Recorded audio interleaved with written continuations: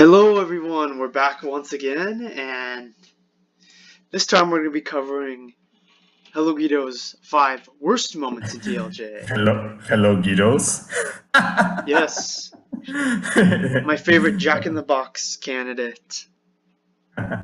Indeed. General CJG here, by the way. Back again. We're gonna roast Hellogreedo, one of the biggest shields in the Star Wars again. This is gonna be fun. Alright. 3, 2, 1, go. Worst moments in Star Wars The Last Jedi. Some of these are pretty broad, and not just moments, maybe characters, stuff like that, whatever. If you want to watch my 5 best moments video, there's a link to it in the video description below. Opinions are like assholes. Everyone has one.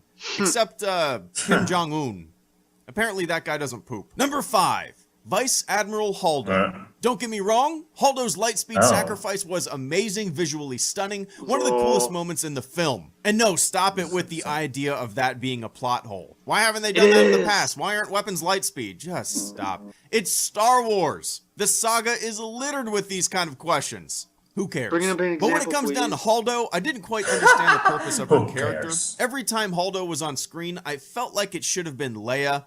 When she's briefing everyone, when she's butting heads with Poe, when she's coming up with a plan, when she's flying lightspeed, I kept thinking to myself, where is Holdo's place in all of this? I mean, I get it, she's a new character, I get it, but every scene she was in, I believe, would have been better with Leia at the helm. It would have been interesting to see Poe and Leia at odds. The film overall had a running theme of dissent, of not trusting legends. So it would have been really neat to see Poe disagreeing with Leia. Am I the only one who thinks that? Also, this has been addressed hundreds of times, but why didn't Holdo just tell Poe what she was up to? No idea. Oh well. But if we continuously sit back and wish something was different every time we watched a movie, we'd never be able to enjoy anything ever. Okay, so... First of all, that fucking hyperspace ram is a massive fucking plot hole. You can't just say, oh, who cares? That's a lazy excuse. You have to go in deeper detail to try to defend it. It's a lazy excuse to do that, and not to mention that shit makes the fucking original trilogy worth fuck, especially Episode 4. So you cannot just dismiss it. It's a big fucking plot hole. I mean, why didn't the rebels just hijack the executor and then ram that into the Death Star? Wait, you don't even need a fucking...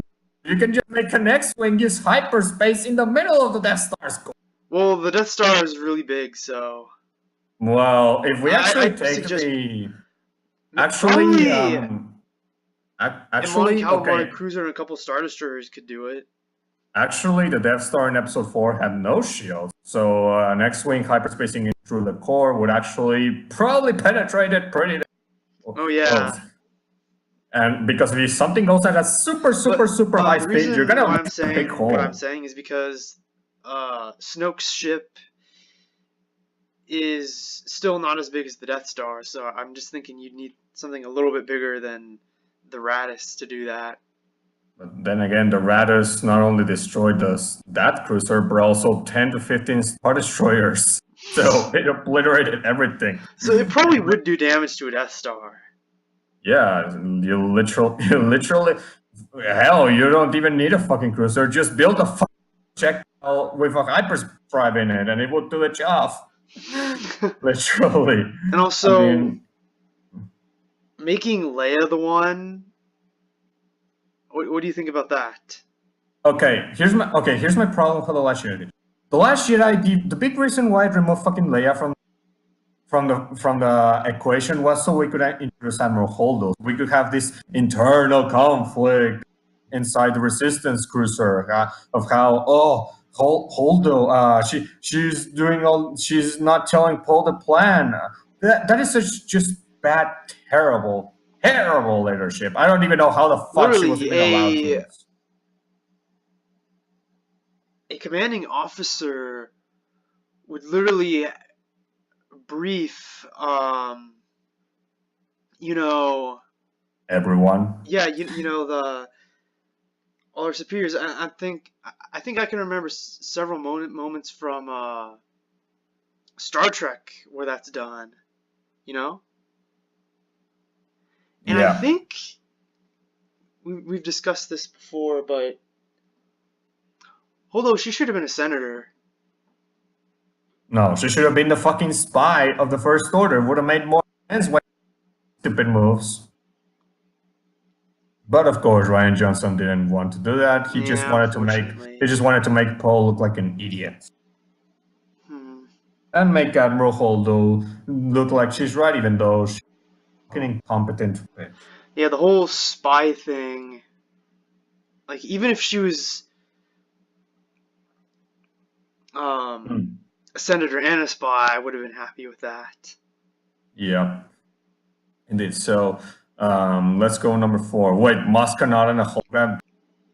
All right. I mean, it's a bad one, but I don't know how it would be the worst. Yeah, let's I go. want to see what Hellogreedo's reasoning is. So 3, Let's go. 2, 1, go. 4. Maz Kanata hologram. I don't know why I don't like this scene so much. I just don't. It just felt so wonky. The entire sequence was one of those scenes in a movie where characters are overly explaining things. Get this to that, and this to that, and then do this, and just do that, and that, and this, and that, and then. Might as well just look straight at the audience and go, hey, this is what's going on, you dummies. That's what it felt like to me. Overly explaining things for the sake of telling the audience instead of trusting the audience to be smart enough to figure it out. But seeing Maz Kanata in the middle of a firefight, and her being the one to tell Finn, Rose, and Poe what to do and who to look for just felt like a reason to shoehorn a character in from The Force Awakens into the movie. Okay, who can tell Rose, Finn, and Poe about the Codebreaker? How about Maz Kanata? She was in the other movie. Okay, sounds good. Next, number... Okay, I will agree to that. It definitely felt shoehorned. Yeah, that is a good criticism. It is a good one. Though you know him criticizing explaining things. Let me guess. This comes from the prequels. I've seen him shit on this. Yep. Of course. I mean, and yeah, I would have loved to see. You know, why didn't they just like? I think Maz should have been the one to help them try to get on, so we could have skipped the whole Canobite thing. Oh, speaking of that, we'll get to that at the end of this video. It's gonna be interesting. She comes there, they board the ship, they do all that stuff, and they all get captured, just like, you know, same end results like what happens in the movie, except cutting out Canobite. Oh yeah. So, should we continue? We'll deal with Canobite later. 3. What you wanted to hear from Hellogreedo? Yeah, I want to hear his thoughts on that. Let's go. Okay, 3, 2, 1, go. 3. Leia flying. Leia wasn't flying, she was using the Force. Yes, I get it. She was using the Force to fly in space or pull the ship towards her. I don't know. Yeah, we all know that she's Luke's twin brother, and I guess because of that, she can manipulate the Force, but the scene felt so goofy to me. Wait, twin brother? So goofy to so many others. It was one of those moments when you're sitting in the movie theater, and you predict exactly what's going to happen next, but you're thinking to yourself, oh no, oh please don't do that. They're not going to do that, right? Please don't. And then it happens and you cringe. What's actually interesting about this scene is when I saw the movie with my dad, he actually interpreted the scene in a completely different way than I and most people did. My dad actually thought that Kylo Ren was saving his mom. He thought that Kylo was moving her back into the ship. I'm sure that wasn't the intention of the scene, but if it was, then it puts a different spin on the scene. It actually makes it more enjoyable if I think about it in that way. And if that was the actual intention, it was a nice subtle move, but I doubt it. Maybe, but I doubt it. But maybe. But probably not. Number 2. Rose saving Finn. Okay, to that last thing, first of all, if Kylo Ren was actually rescued some way, you know, that he actually saved her, but no, there was nothing. Not even him mentioning it later or showing it that there was nothing of that. There's nothing that confirms that. And yeah, so that's literally nothing materializing. And a shit terror, if you ask me. Is he even powerful enough to manipulate the Force from that great of a distance like that? Or he has to do multiple things. First, he has to keep Leia from getting shrapnel in her face after. I don't think he'd be able to do everything so precisely and so quickly. It just doesn't work. Not to mention, fucking Hux told Kylo Ren to withdraw from the battle and go back to the cruiser, so how did he get time to rescue? Yeah, that's a good point. And wouldn't Snoke say, "Hey, you saved Leia"? He would have sensed it. Yeah, he would have sensed it, but he didn't. Which, by the way, then again, this is the same guy that couldn't sense a freaking lightsaber. Yeah. Okay, that's one. Anyway, I don't know. The new canon's a mess. So yeah. And anyway, so and the rest of the thing Hellogreedo said about Leia flying, I'll give him Liz at least. He knows that it's a cringe-worthy moment. I'll give him that one. So there's not much to criticize. I'll give him that point. At least he knows that it's a super goofy moment that makes even the Hispanic universe look awesome. I'll give him that one of that. Though even with Leia knowing, the one thing I will try about him saying, the fucking Disney Star Wars fanboys claim that Leia's trained in the Force. Of course you know. Bitch, there's no fucking mention in the entire movie that she was trained in the Force. I mean, the Force Awakens and Ryan Johnson confirmed that she's not trained by the Force. Yep, it was never mentioned at all. So there's no fucking mention that she was trained. So sorry. All right, so next one is. You know what it is. Love will save us all. This is gonna be fun. 3, 2, 1. Great sequence was so much fun. Other than this moment, Finn was racing towards the big small Death Star boom boom laser gun, ready to sacrifice himself in an Independence Day hello boys back moment. And if he actually succeeded, it would have been powerful. It would have been great. It would have been a great way to end the film on a somber note. And also, it would have made more sense. There was so much tension leading up to the Death Star gun firing, and when it did, yeah, it blew a hole in the door, but the Resistance was able to escape regardless. And yes, Luke acted as a distraction, but I think this would have been powerful too. I think if Finn sacrificed himself, putting the Death Star out of commission, it would have been a way more powerful scene. Overall, in any story, I'm not that big of a fan of these types of scenes. When a character is going to sacrifice themselves and then at the last moment they're saved. Think of Game of Thrones. I won't spoil anything here, but Game of Thrones had a scene recently that was very similar to this. A moment of self-sacrifice, interrupted by a last-second save. And the thing is, I like Rose as a character. That's what he likes moment. Yeah, not for me. Number 1, Canto Bite. Oh, Canto Bite. Ew, Canto boring. Anyway, so he likes Rose. Jesus Christ, what does that fucking character have to offer to the life? She's a freaking sociopath. An insane sociopath. The novelization makes her even worse. But if we're tackling the movie version, what does Rose has to offer? Tell me, what did she have to offer? I don't know, we could have taken her out and nothing would have changed. Yeah, we could have had Finn and Poe go on the mission together. Or only have Finn with Maz. Or only have Finn with Maz, but oh well. Oh yeah. And also, and that fucking scene of Rose saying Finn. Okay, yeah, this is probably one thing that Hellogreedo agrees with us, that it was one of those stupid moments that should have not been there in the movie. Definitely agree. Definitely, Finn definitely was like. What did you say? The sand line is better than that. That sand line makes the Rose sticker line look even more ridiculous. Because I love that sand line in Attack of the Clones. That's it's Shakespeare in comparison to. Compared to I saved you, Tommy. It's not about destroying the things we hate, but saving what we love. And now I'll kiss you. Finn. Oh God, that fucking Jesus Christ! No. Prequel haters got a message. You can no longer shit on the sand line because that fucking shit in The Last Jedi is so much worse. I'm just laying that message there. Oh. Let's see what he has to say about Canto boring. It was boring. I'll give him that. Let's go. Alright, 3, 2, 1, go.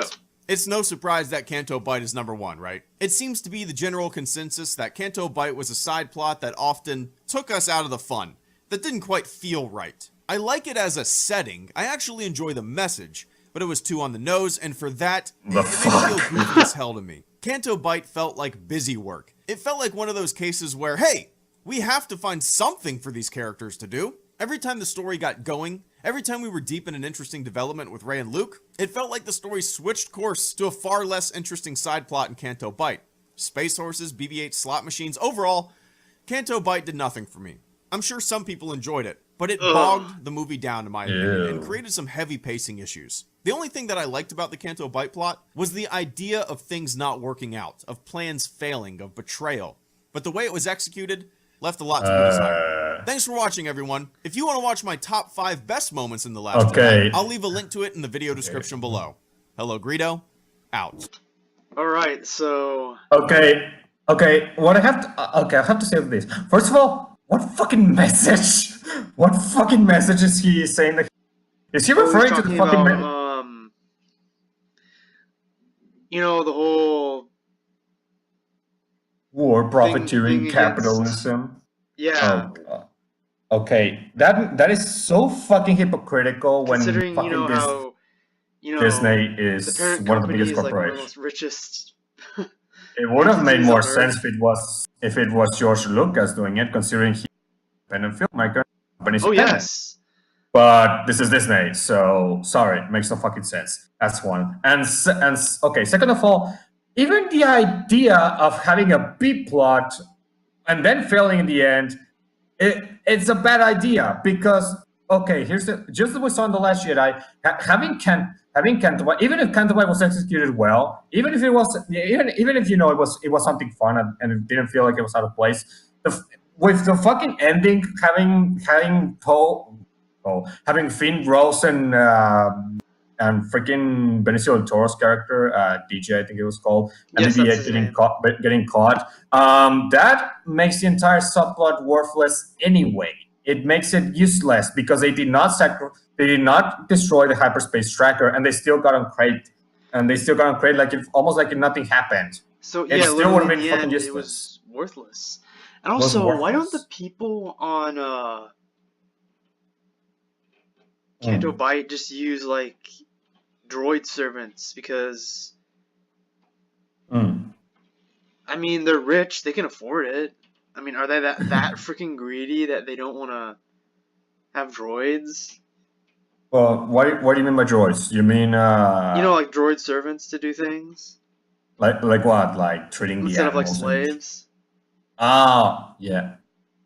Yeah, that's another good point. God damn it. I mean, this and Admiral Holdo not... Because, I mean, if a droid...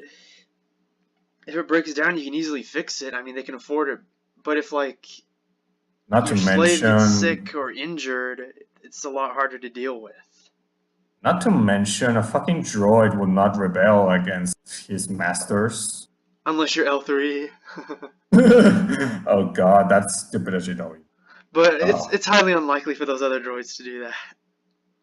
Yeah, so another point in The Last Jedi in which droids could have fixed a lot of things, but because there's no droids and it looks stupid, yeah, that's fucking why. Oh god. So, you have anything else to say? Well, at least Hellogreedo agrees with us that Canto Bight was boring. Yeah, I'm glad you did. Points to you, Hellogreedo. Yeah, even though you... Please admit your mistakes about the Star Wars Expanded Universe. And The Last Jedi's portrayal of Luke Skywalker and Rey and Kylo Ren. But of course you won't do it because we saw the 5 best moments. Oh god. But yeah. Man, so yeah, that was our reaction to... Someone in the comments said Leia's twin sister, not brother. Lol. Yeah, he literally made a mistake, so... That's a funny one. So yeah, anyway, that's our reaction, people, and we will see you around. Okay, bye guys.